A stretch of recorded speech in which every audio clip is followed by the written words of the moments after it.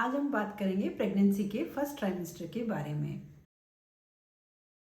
इसमें हम 3 पॉइंट्स पे फोकस रखेंगे।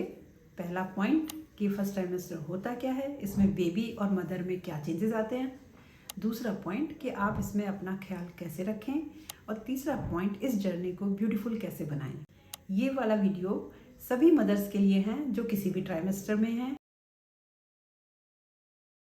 आइए समझते हैं फर्स्ट ट्राइमेस्टर किसको कहते हैं। फर्स्ट ट्राइमेस्टर आपके first day of last menstrual period से लेके 13 वीक्स की प्रेगनेंसी को कहा जाता है। सरलता के लिए आइए इसको हम मंथ्स में डिवाइड कर दें। First month, second month and third month. First month को अपन वीक्स में डिवाइड करते हैं, 4 वीक्स हो गए। फर्स्ट 2 वीक्स में आप प्रेग्नेंट नहीं होते हैं, क्योंकि end of the second week में फर्टिलाइजेशन होता है, तब एम्ब्रियो जाकर के यूट्रस में इम्प्लांट होता है। यहाँ से आपकी जर्नी शुरू होती है। So and of the 4 weeks अगर हम सोनोग्राफी कराते हैं 4 वीक्स के अंदर या फर्स्ट मंथ के एंड में, तो ओनली छोटा सा एयर बबल टाइप की चीज़ यूट्रस में दिखती है, जिसको जेस्टेशनल सैक कहते हैं। आइए अब सेकेंड मंथ में चलते हैं। सेकेंड मंथ शुरू होता है तो उसको वीक्स में अगर बोलें तो ये होता है 5 वीक्स से लेकर के एंड ऑफ द 8 वीक्स। इस बीच में बेबी के ब्रेन डेवलप होता है, स्पाइन डेवलप होता है, हाथ और पाँव बनने शुरू हो जाते हैं, और तो और हार्ट भी बन जाता है, और हार्ट बीट अपीयर हो जाती है 6 वीक्स से लेके 8 वीक्स के बीच में। ये जो पीरियड होता है अपन एक्सपेक्टेड ड्यू डेट कैलकुलेट में हेल्प करता है। इसी समय अगर हम सोनोग्राफी कराते हैं उसको डेटिंग स्कैन भी कहते हैं, जिससे हमारी लास्ट मेंस्ट्रुअल पीरियड के हिसाब से बेबी की ग्रोथ है या नहीं वो ये सर्टिफाई करता है। इस ड्यूरेशन में अगर सोनोग्राफी कराते हैं तो हमें ये भी ध्यान रखना होता है कि बेबी कहीं ट्यूब में तो नहीं लग गया, जो कि 5% केसेस में लग सकता है। Let's move forward to the third month. Third month शुरू होता है 9 वीक से और एंड हो जाता है 13 वीक्स पे। इस समय बेबी साइज में बढ़ने लग जाता है, हाथ पांव बन जाते हैं, इवन फेशियल फीचर्स भी डेवलप हो जाते हैं। इस समय हम अब एम्ब्रियो को फीटस कहते हैं, और ये वाला टाइम होता है जिस समय हम बच्चे के मेंटल रिटार्डेशन वाली सोनोग्राफी एडवाइस करते हैं। अब देखिए मदर में क्या क्या चेंजेस आने लग जाते हैं। एक्सेसिव स्लीपीनेस हो सकती है, थकान फील होती है, नौसिया हो सकता है, वोमिटिंग हो सकती है, आपको कॉन्स्टिपेशन हो सकता है, इरिटेबिलिटी हो सकती है, इमोशनल अप्स एंड डाउन्स बहुत होते हैं। These all symptoms are normal and these are called soft symptoms of pregnancy. Soft symptoms मतलब ये आपके बेबी को हार्म नहीं कर रहा है। इस समय आपकी बॉडी बेबी को एडजस्ट करने के लिए अपने सिम्टम्स दिखा रही है।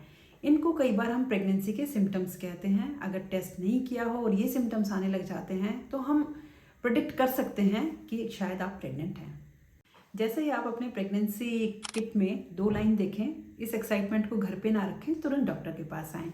जब भी आप डॉक्टर के पास आते हैं आपका बीपी चेक होगा, आपका बीएमआई चेक होता है, मतलब वेट हाइट के हिसाब से, पल्स चेक होती है, टेम्परेचर चेक होती है। इसके बाद आपकी डिटेल हिस्ट्री ली जाती है, जिसमें सबसे पहले आती है मेंस्ट्रुअल हिस्ट्री, कि आपका लास्ट मेंस्ट्रुअल पीरियड कब आया, इसका ध्यान रखें। आपके पीरियड्स रेगुलर थे, डिले थे या शॉर्ट साइकिल थी, वो बताना ज़रूरी है।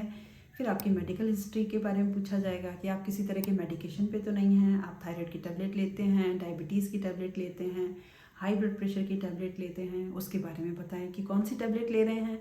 आपकी पास्ट में अगर कोई सर्जरी हुई है उसके बारे में डिस्कस करें। स्पेशली अगर आपके फाइब्रॉइड की सर्जरी हुई है तो डिटेल में बताएं। उसका डिस्चार्ज टिकट लेकर के डॉक्टर को आप शेयर करें, वो बहुत इंपॉर्टेंट है। फिर आपकी एलर्जी हिस्ट्री ली जाती है। अगर आपके पास कोई एलर्जी कार्ड है किसी मेडिसिन के लिए तो कार्ड लेकर के डॉक्टर के पास ज़रूर आएँ। लास्ट एंड फाइनल आपसे पूछा जाएगा कि आप अल्कोहल लेते हैं या स्मोक करते हैं या किसी तरह की ड्रग सब्सटेंस लेते हैं, उसके बारे में डिटेल में डिस्कस करें। नेक्स्ट स्टेप आता है आपको क्या मेडिसिन दी जाएंगी। सबसे इम्पॉर्टेंट जो सभी जानते हैं, फॉलिक एसिड दे दिया जाता है। Folic acid is good for your babies brain and spine development. Nausea vomiting की टैबलेट दी जाएगी। आप अगर डायबिटीज़ की मेडिसिन या हाई ब्लड प्रेशर की या एपिलेप्सी की मेडिसिन लेते हैं तो तीनों मेडिसिन में चेंजेस किए जाएंगे जो बेबी के लिए सेफ है, वो प्रिस्क्राइब की जाती हैं। नाउ कुछ इन्वेस्टिगेशंस एडवाइस किए जाएंगे ये देखने के लिए कि आपकी बॉडी परफेक्टली फाइन है बेबी को कैरी फॉरवर्ड करने के लिए। सेकेंड पॉइंट ये देखने के लिए कि इनमें से इन्वेस्टिगेशन में कुछ ऐसा तो नहीं है आपकी बॉडी में जो आपके बेबी को हार्म करे। एंड थर्ड थिंग, जो हार्म करने वाली चीज़ें होती हैं उनको टाइमली ट्रीट किया जा सके। सबसे इम्पॉर्टेंट टेस्ट होता है हीमोग्लोबिन चेक करना, इसके साथ आपके प्लेटलेट लेवल देखे जाते हैं एंड कोई इन्फेक्शन तो नहीं है जिसे टीएलसी काउंट कहते हैं। ये तीनों टेस्ट एक ही ब्लड टेस्ट में हो जाता है जिसे CBC कहते हैं। फिर ब्लड ग्रुप चेक होता है, थायराइड का टेस्ट होता है, शुगर का टेस्ट होता है, HIV, HBS, HCV वायरस, इन तीनों वायरस के बारे में भी देखा जाता है कहीं आपकी बॉडी इन्फेक्टेड तो नहीं है। VDRL टेस्ट जो होता है सिफिलिस को चेक करने के लिए किया जाता है, वो टेस्ट होगा आपका। और आपकी कोई मेडिकल हिस्ट्री से रिलेटेड कोई टेस्ट कराया जा सकता है, वो भी अभी फर्स्ट ट्राइमेस्टर में पता होना होता है कि उसके कारण कहीं आपकी बॉडी में कोई चेंजेस तो नहीं आ रहे हैं। अगर आप अपनी डेट से ओवरड्यू होके 15 दिन के बाद डॉक्टर के पास गए हैं तो हो सकता है वो आपको सोनोग्राफी तभी एडवाइस कर दें, या फिर they will calculate the date और according to that they will advise you when to get that sonography done.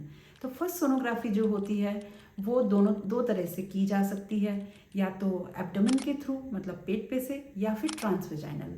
अगर बेबी की हार्ट बीट नहीं दिखती है, या फिर हमें जेस्टेशनल सैक या फिर फीटल पोल ये सब चीज़ें हमें नज़र आता है, तो इंटरनल सोनोग्राफी करके ये पता किया जाता है कि अगर प्रेगनेंसी है तो वो कहाँ है, कहीं ट्यूब में तो नहीं है। ट्यूब वाली प्रेगनेंसी को एक्टोपिक प्रेगनेंसी कहते हैं और वो लाइफ थ्रेटनिंग कंडीशन हो सकती है। जैसे ही आपकी फर्स्ट सोनोग्राफी हो जाती है, जिसको डेटिंग स्कैन कहते हैं, लेके वापस डॉक्टर के पास आएँ। डॉक्टर उसको देख करके आपकी एक्सपेक्टेड ड्यू डेट बताएंगे जो एक्यूरेट होती है।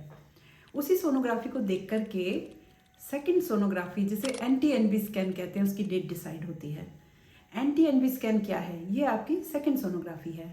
ये सोनोग्राफी बच्चे में डाउन सिंड्रोम को देखने के लिए करवाई जाती है। ये सोनोग्राफी टाइम बाउंड होती है, ऐसा नहीं कि जो टाइम दिया है उससे आप डेविएट हो गए। लोग 1 महीने बाद वो सोनोग्राफी कराने जाते हैं जो कि उनका टाइम निकल जाता है। सो इसका एग्जैक्ट एवरेज टाइम होता है 12 वीक्स। तो 12 वीक्स पे सोनोग्राफी वाला टाइम मिस ना करें। इस सोनोग्राफी के साथ आपका ब्लड सैंपल ड्रॉ किया जाता है, जिससे या तो डबल मार्कर का टेस्ट बताया जाएगा या फिर NIPT non invasive prenatal test की एडवाइस किया जाता है। ये सोनोग्राफी इसलिए भी इम्पॉर्टेंट होती है कि कहीं आपकी प्रेगनेंसी हाई रिस्क की तरफ तो नहीं जा रही है। सो 3 मेजर चीज़ें इस सोनोग्राफी में डिटेक्ट हो सकती हैं। कहीं प्रीटर्म डिलीवरी तो नहीं होगी आपकी, कहीं बच्चे की ग्रोथ रेस्ट्रिक्शन तो नहीं होगी, और कहीं आपका BP तो नहीं बढ़ेगा जिसे प्री एक्लेम्सिया कहते हैं। अगर ये तीनों कंडीशन मिलती हैं इस सोनोग्राफी से, हमें रेशो मिलता है इसका रिस्क, तो हम उसकी मेडिसिन 12 वीक से ही शुरू कर देते हैं और आपकी हाई रिस्क प्रेगनेंसी को लो रिस्क में कन्वर्ट किया जा सकता है। ओके, नाउ अपने आप को फिट रखना बहुत ज़रूरी है प्रेगनेंसी में। फिट रखने के लिए 2 चीज़ें आवश्यक हैं। नंबर 1, आपका खाना पीना बहुत हेल्दी होना चाहिए। सो आपको फॉलिक एसिड तो लेना है, साथ में ग्रीन लीफी वेजिटेबल काफ़ी खाएं, प्रोटीन डाइट लें, बाहर का खाना अवॉइड करें, और फल फ्रूट्स अपने खाने में बहुत लें। ये जो है शुरू के फर्स्ट ट्राइमेस्टर में नोजिया वॉमिटिंग बहुत होता है, तो इस तरह का फूड आपको नोजिया वॉमिटिंग से रिलीफ दे सकता है। इस पर मैंने एक डिटेल वीडियो बनाई है, is your pregnancy diet healthy, please refer to that. Fitness के लिए ज़रूरी है एक्सरसाइज एंड योगा, दोनों चीज़ें आप कंटिन्यू कर सकते हैं। एक्सरसाइज में आप सबसे पहले तो शुरू करें, खूब वॉक करें, फिर उसको ब्रिस्क वॉक में कन्वर्ट करें, एंड देन अपने स्टेप्स डेली बढ़ा दें। योगा कर सकते हैं, बट जिम जाकर के बहुत हैवी लिफ्टिंग नहीं करने की ज़रूरत होती है। आप अपने आप को धीरे धीरे अपनी बॉडी को एडजस्ट करें एक्सरसाइज से। बेड रेस्ट की ज़रूरत नहीं है प्रेगनेंसी में, ये एडवाइजेबल नहीं होता है। कभी आप बहुत टायर्ड फील कर रहे हैं तो आप रेस्ट कीजिए, बॉडी को रिलैक्स कीजिए। आप मेडिटेशन में भी जाइए, क्योंकि इरिटेबिलिटी और डिप्रेशन फर्स्ट प्रेगनेंसी का पार्ट होता है, और इसमें जो मेडिटेशन होती है आपको कूल और काम रखने में हेल्प करेगी, and so that you can start connecting with your baby, जो कि एक गर्भ संस्कार का पार्ट होता है।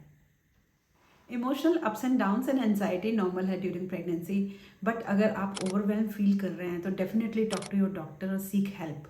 आप अपने आप को कोई बिहेवियरल थेरेपी ग्रुप में भी ज्वाइन करा सकते हैं, जिसमें लोग अपनी फीलिंग्स को शेयर करते हैं। ये जो सपोर्ट ग्रुप होता है ये आपके लिए एक अच्छा आउटलेट भी हो जाता है। व्हेन यू स्पीक आउट आप रिलैक्स हो जाते हैं, आप माइंडफुल रहें, बहुत छोटी छोटी बातों पे ध्यान ना दें, इग्नोर करने की आदत डालें, और फोकस रहें अपने बेबी की वेलबींग के लिए।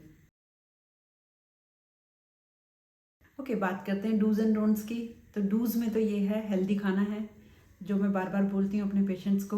हाइजीन का ध्यान रखना बहुत ज़रूरी है। आप डर्टी टॉयलेट्स नहीं यूज़ करें, और जब भी आप बाथरूम यूज़ करें तो आप टिश्यू पेपर यूज़ करने की आदत डालें। एरिया एकदम ड्राई रखें। टिश्यू पेपर यूज़ करने का एक तरीका होता है, फ्रंट टू बैक यूज़ करके थ्रो कर दें and next paper ply use करें। फूड हाइजीन का ध्यान रखना बहुत ज़रूरी है।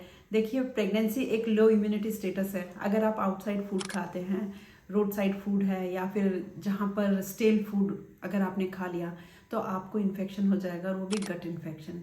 गट infection is never good for baby. आपके बाकी फैमिली मेम्बर्स को नहीं होगा, बट आपको हो सकता है as pregnancy is low immunity status. तो खाना हेल्दी हो।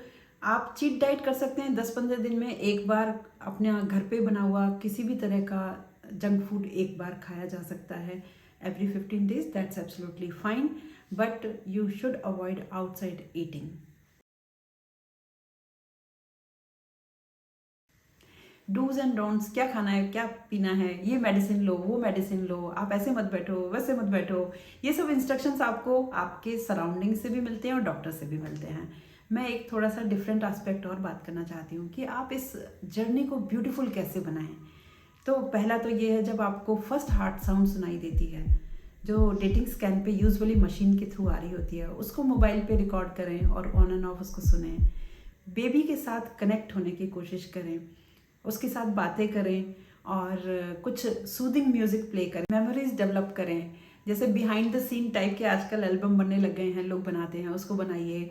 और एक फोटो जर्नल बना लें जिसके अंदर आप अपने कुछ कुछ इवेंट्स जो होते हैं, या जैसे बेबी की सोनोग्राफी का जो फिल्म होती है उसको काट के उसमें लगा लें। आपके डॉक्टर के प्रिस्क्रिप्शन को उसमें लगा सकते हैं। आप बेबी के लिए फ़र्स्ट शॉपिंग करने जा रहे हैं, या अपने लिए फ़र्स्ट काम क्या किया पूरे 9 months, उसको आप उसके अंदर लिखना शुरू करें। वो बहुत अच्छा लगता है। आफ्टर बेबी बर्थ जब होगा तो आप उसे पढ़ेंगे, आपको बहुत अच्छा फील होगा। और आप अपने आप को पैम्पर करें। आप स्पा जाएं, बॉडी मसाज कराएं, आप पार्लर जा सकते हैं। थोड़ा सा हाइजीन का ध्यान रखें, अच्छा सा पार्लर हो जहाँ पे अच्छे प्रोडक्ट यूज़ होते हो। आप अपने हस्बैंड के साथ बैठ करके मेडिटेट कर सकते हैं। Your husband can give a gentle massage to your feet when you are tired. And एक कम्युनिटी ज्वाइन कर लें जहाँ पर कि खूब सारी मदर्स होती हैं जो अपने एक्सपीरियंसेस शेयर करती हैं। एंटीनेटल योगा ज्वाइन करें जो आपको गुड फील फैक्टर देता है। देखने के लिए धन्यवाद। मैं आपको फिर से नेक्स्ट वीडियो में मिलती हूँ जिसमें हम कवर करेंगे सेकेंड ट्राइमेस्टर ऑफ प्रेगनेंसी। तब तक स्वस्थ रहिए, खुश रहिए, प्रसन्नचित्त रहिए, अपने प्रेगनेंसी टाइम को एंजॉय कीजिए।